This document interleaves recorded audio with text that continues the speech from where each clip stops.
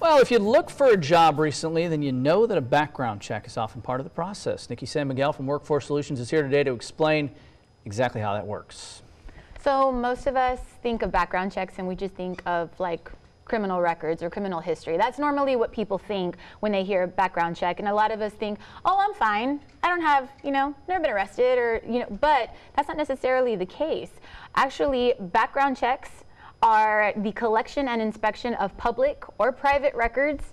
And normally these are retrieved by individuals or organizations that you're applying to work for. And it can be anything from criminal records, your credit history, employment history, your work authorization, education history, social media profiles, driving records, and medical records. There are restrictions on the medical records, but they can actually retrieve some medical records as well.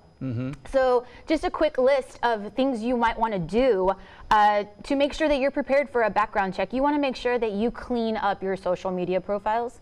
You want to make sure that you check your privacy settings. Make sure that it is private so that nobody that you don't want to see it, they can't see it.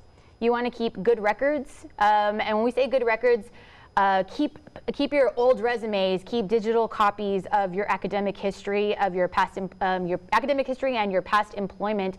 Don't depend on sites like Indeed or Work in Texas to hold on to that information for you, because a lot of the times if you haven't used them in a while, they kind of delete on their own, and there goes all of your past employment history, there goes all of your academic history, and if you don't have that written down somewhere or saved at home, it's gone. And while we're on that graphic, we want to say that you want to think about what you're posting as well, because some of that stuff, even though you change your privacy settings, may be out there forever on the internet. Exactly. If you've ever had it public, a lot of the times that information will stay public, even if you change it to private later. Anything that you've posted in the past, maybe when you were younger, and we're all guilty of it. We've posted things that were not, they have curse words or, just our political views and stuff like that. Those are the kinds of things you kind of want to hide or delete years later, because you might not feel the same way as when you actually posted them.